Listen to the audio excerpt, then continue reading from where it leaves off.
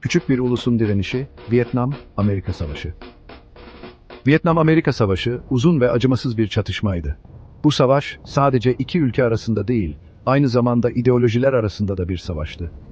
Güneydoğu Asya'daki küçük Vietnam ulusunu Amerika Birleşik Devletleri'nin kudretine karşı karşıya getirdi. Vietnam, bağımsızlık ve özgürlük için savaşıyordu. Vietnam halkı sarsılmaz kararlılıkla bağımsızlıkları için şiddetli bir şekilde savaştı. Her yaştan insan bu mücadelede yer aldı. Yıllarca süren bombalamalara ve kan dökülmesine göğüs gerdiler. Her gün hayatta kalma mücadelesi veriyorlardı. Bu savaş, Soğuk Savaş döneminin belirleyici bir anı oldu. İki süper güç arasındaki gerilimleri daha da artırdı. Her iki ulus üzerinde de derin bir etki bıraktı ve dünya sahnesinde kalıcı izler bıraktı. Savaşın yaraları uzun yıllar boyunca hissedildi. Savaş, Amerika Birleşik Devletleri'nde hiç popüler değildi. Birçok genç zorunlu askerliğe karşı çıktı.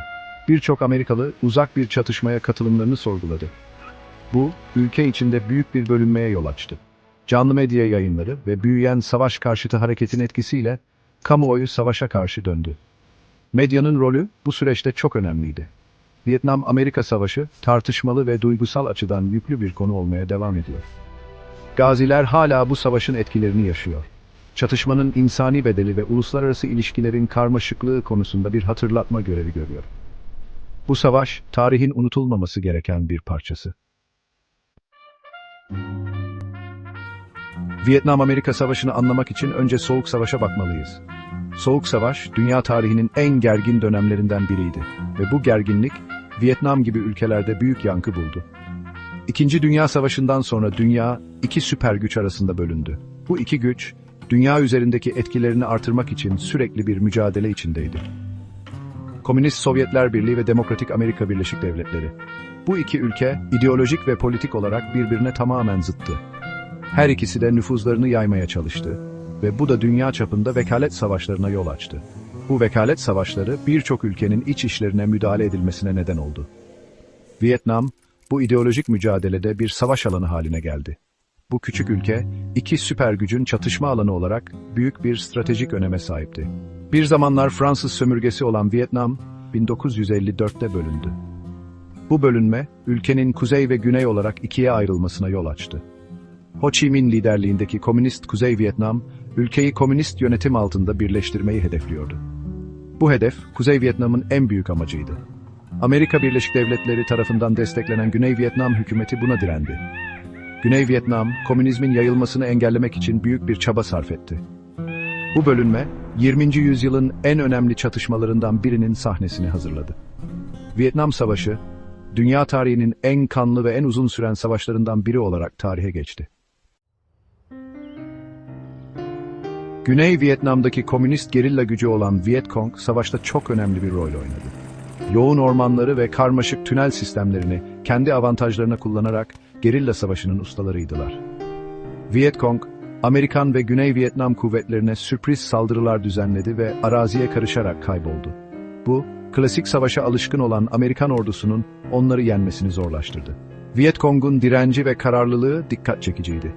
Sürekli bombalamalara dayandılar ve sınırlı kaynaklarla savaştılar. Yerel halkın desteği, başarıları için hayati önem taşıyordu.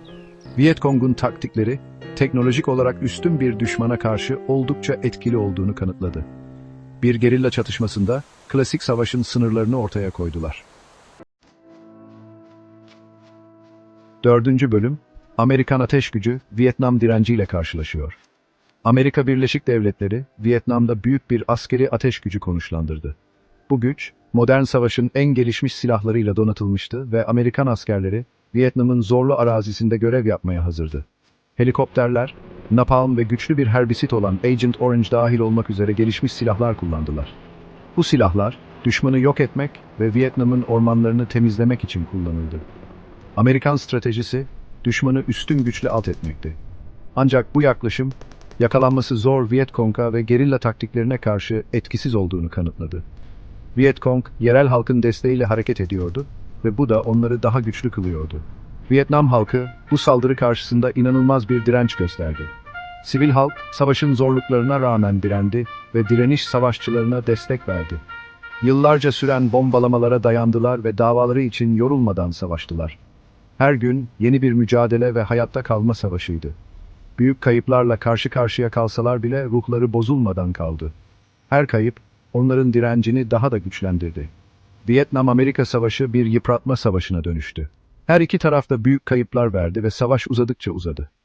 Amerika Birleşik Devletleri, kendi topraklarında savaşan kararlı bir düşmana karşı kesin bir zafer elde etmekte zorlandı. Vietnam'ın zorlu arazisi ve gerilla taktikleri, Amerikan askerleri için büyük bir meydan okuma oldu. 5. Bölüm: Savaş karşıtı hareket ve Amerika'nın azalan kararlılığı. Savaş uzadıkça Amerika Birleşik Devletleri'ndeki kamuoyu önemli ölçüde değişti. Amerikan kayıplarının artması ve savaşın dehşetinin Amerikan evlerine yayınlanmasıyla savaş karşıtı hareket ivme kazandı.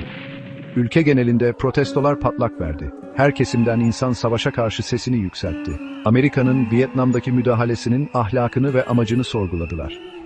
Savaş karşıtı hareketin Amerikan toplumu üzerinde derin bir etkisi oldu. Ulusu böldü. Politikacıları savaş konusundaki duruşlarını yeniden gözden geçirmeye zorladı. Amerika Birleşik Devletleri içindeki artan muhalefet, Amerikan kuvvetlerinin Vietnam'dan çekilmesinde önemli bir rol oynadı. 6. Bölüm: Savaşın kalıcı mirası, Vietnam'da zafer ve kayıp. Vietnam-Amerika Savaşı, 1975'te Güney Vietnam'ın başkenti Saigon'un düşmesiyle sona erdi. Komünist Kuzey Vietnam kuvvetleri, Vietnam'ı komünist yönetim altında birleştirme hedeflerine ulaşarak zafer kazandı. Savaşın Vietnam üzerinde yıkıcı bir etkisi oldu, milyonlarca insan öldü ve ülke harabeye döndü. Amerika Birleşik Devletleri için Vietnam-Amerika Savaşı, maliyetli ve bölücü bir yenilgiydi. Ulusun güvenini sarstı ve dış politikası üzerinde kalıcı bir etki bıraktı. Savaş, Amerikan tarihinde belirleyici bir an olmaya devam ediyor ve askeri gücün kullanımı ve Amerikan etkisinin sınırları hakkında düşünmeye ve tartışmaya yol açıyor.